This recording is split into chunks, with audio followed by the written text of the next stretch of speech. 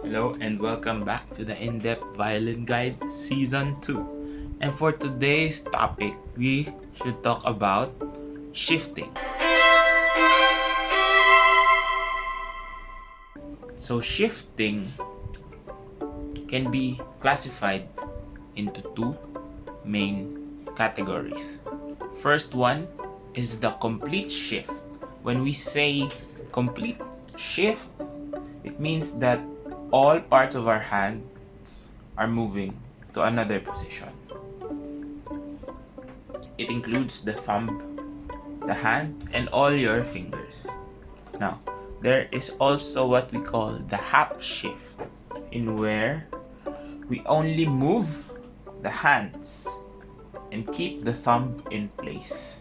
And in doing so, we are contracting or stretching the thumb to help us move in position. So for half shifts, it's more of the hand movement rather than the thumb moving with it. So these are two different shifts. Again, this one is called the complete shift, or we'll refer to it as the normal shift, and this is what we call the half shift.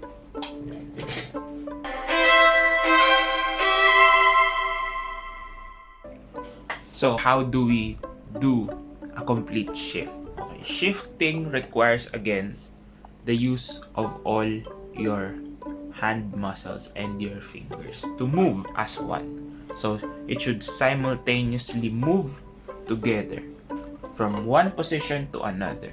Let's try to use this example. First position to third position.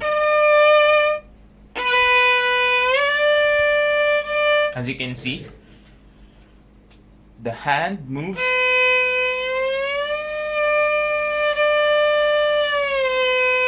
so as going for an up shift, we move all our fingers and also the thumb together. So it needs that movement in order for us to settle into another position. So why are we shifting?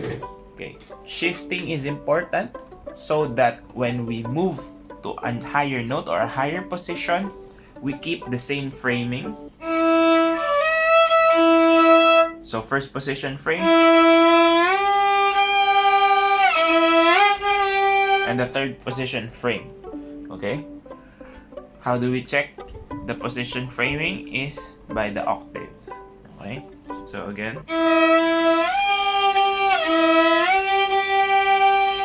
so there you go, that is a complete shift.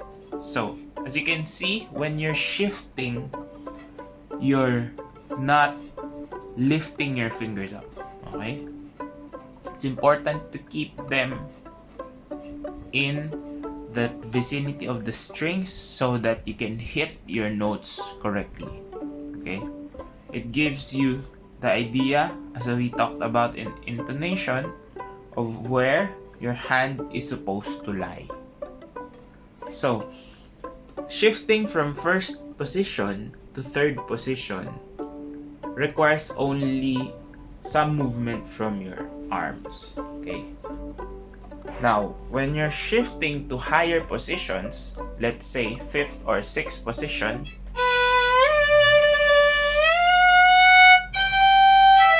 this is sixth position, right? So you need to also move your arms and elbow to get into a comfortable position. Okay, now the thumb can only go so far in to your instrument. So sometimes if your thumb is long enough, your shift of the thumb can end right at the base of the neck, but your hand still moves. How will you know your position is correct? Is with this part of your body. As it contracts and relaxes, it gives your fingers the right amount of leverage it needs to understand the position of your fingers and also understand the location. And we also have to keep in mind, as we go up to higher positions, the frame of our fingers contract, because as we go higher into the strings, the distances between the pitches are shortened. So always keep in mind that your fingers should always lie on top of your fingerboard and not at the side, so that you have ample space to move, the correct leverage to actually press down on the strings, and be able to play it easily without any tension.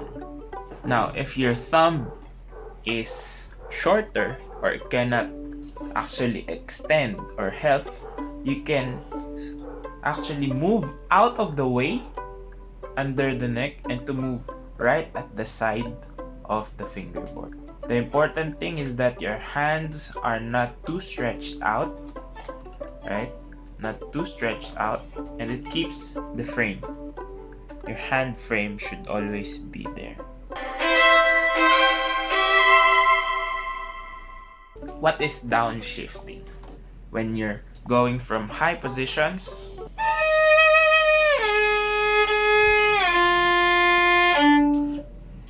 the important movement comes now from your thumb.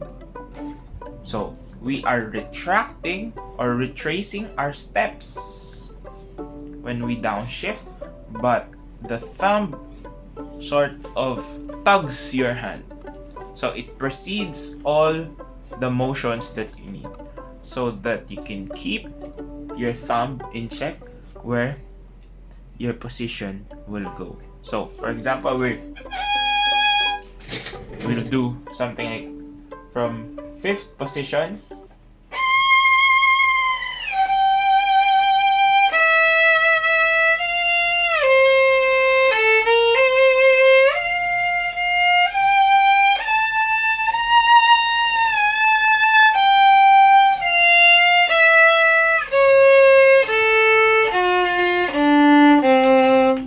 so you can see the thumb moves first before your fingers are set in place.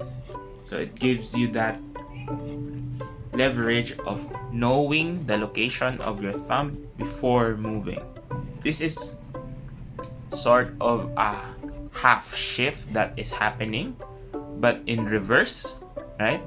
So when you're downshifting, you move your thumb first, just a bit before you actually move. So it sorts of tags the location on which part of your neck you're going. Of course, we should keep in mind that as we move away, there is no loss of contact points. So we only slide or glide and we don't take it off. Because if we do, we lose all the location and the feeling of where we are. So it's important that we understand that we don't necessarily need to let go, should keep in contact, but move freely. Okay? We slide and glide under if we need to, or at the side of the neck.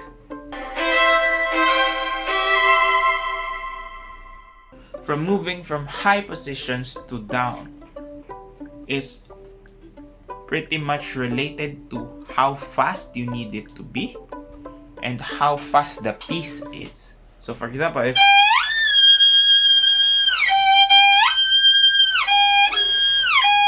if we move like that, we need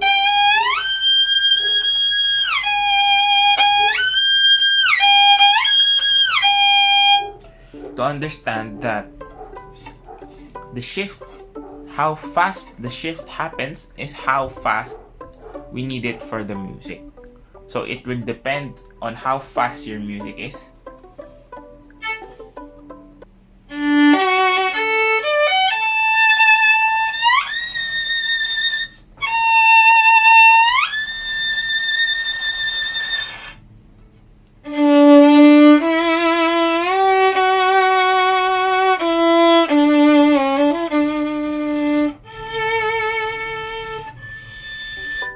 So it depends on the music that you're playing, how fast you need it to be.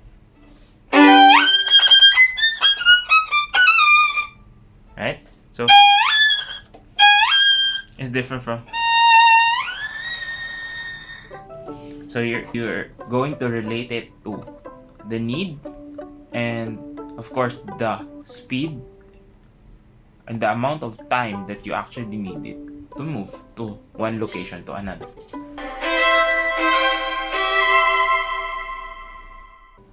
So there are three fundamental types of shifts. So the first shift type is using the same finger playing the note that is going to be shifted to. So for example,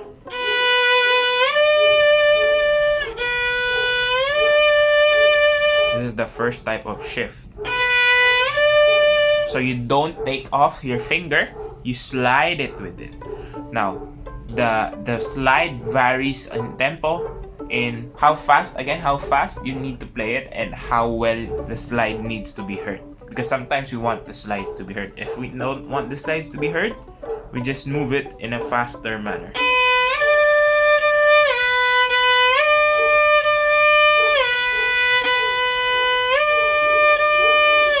Or it really depends on the piece that you're playing. Next shift. Next shift is the shift with the sliding motion, but the shift note or the note to go to is from another finger. So play it in slow motion. So from first to third position, but I'm playing. So you slide with your first finger, going up until you hit the correct position, which is third position. So you need to hit, and then you play the note that needs to be played. So at the end of that glide, you hit the third finger.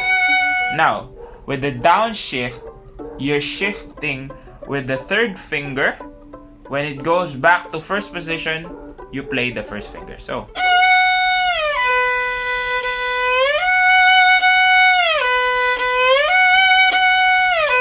again, if how fast you need.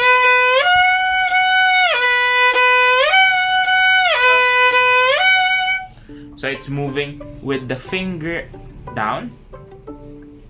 It's like this. And then going back. There. Now, the third type of shift is you're playing with the note that needs to be in. So for example, we need to play. It's almost a variation of this, but instead of sliding or shifting with the note that you're pressing with, you're gonna slide with the finger that you're gonna play it with.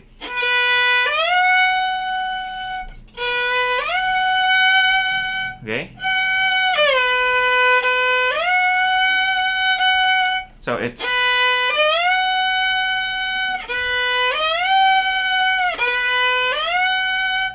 so you slide with the third finger because I'm going with the third. And then for going down, it's the same. If you're gonna play one, you wanna slide with one. Okay? So it's like this. Okay? And then so you're sliding with one. Okay? It needs to be less stiff. It should be more relaxed and more organic. It should happen naturally. And then the last type of shift, which is what they call the retarded shift. Okay? Which is a special type of shift using half shifts this time. So it's more of moving your hand first and then going to another position. So let's try it. It's like, you see? This works well with shifting from first to second position or second to third, like one position shifts. Okay? It's more of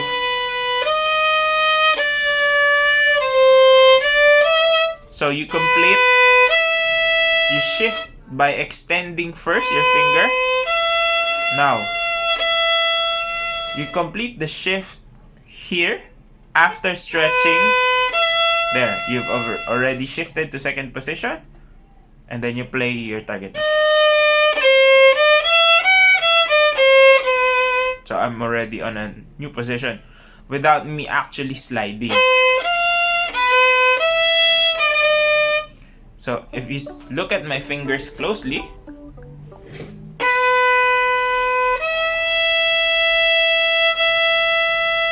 this is shifting.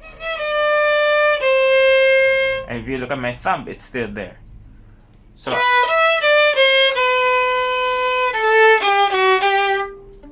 and then I can just move my thumb into position. So you're using your fingers to shift for you. So you can practice this by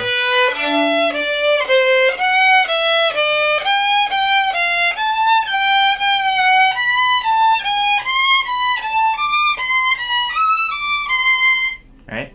So you're moving into the position with a slight movement of your fingers. And then your thumb will naturally follow. As we shift into higher positions, we're losing a note, and that is the open string. And how do we compensate with that is we use the fourth finger. Now, we can also play in position but with extensions. So, when you need to extend into position without shifting, you can use your thumb as a leverage. You can move your thumb for higher into another position without moving your fingers to give you that sort of leverage in extending. You can also do this when you're going downshift. So let's say, for example, I'm in third position but I want to play E, high E. I can move my thumb just a bit in front so that the stretch isn't too much, because if I don't, I have more stretch here. But if I do, I get more leverage. Now, you can also do this when you're going down. Let's say you're on fourth position. So again, I'm in a lower position. All my fingers are here.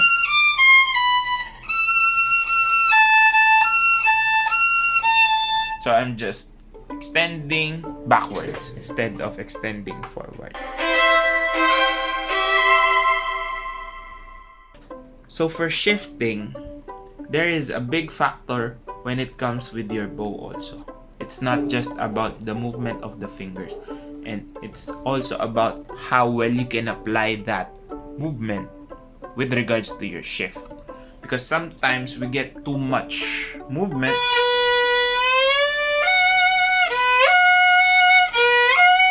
so the speed of the bow should not change much if you need to make clean shift.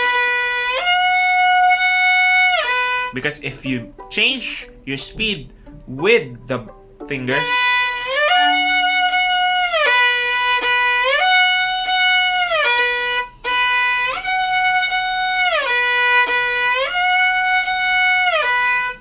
you can hear the difference, right?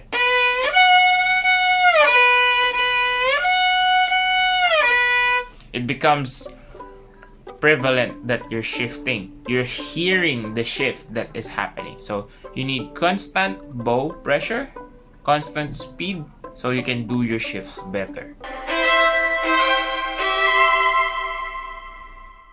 Now, shifting sometimes needs musicality as well. So aside from just shifting, you also need to understand how to approach a shift. So sometimes you want a shift from, you apply the different types of shifts and also try to apply different bow pressures. For example, the first type, if you will use that is how it will sound. Now, if we use the second type, it will also give you a different sound. We call this the underslide. Okay, so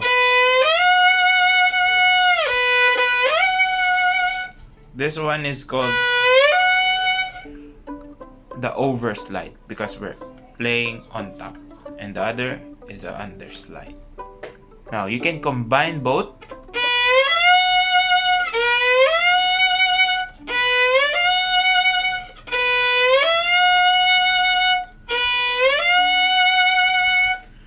So it will depend on the piece that you're playing, on the sound that you want to achieve, and of course, the technique that you need in order to play in a style that you want. So that ends our video for today. I hope you learned something new. Please do like, comment, and share this video to your friends who wants to learn the violin. And also subscribe to my channel for more content, and I'll see you on the next video.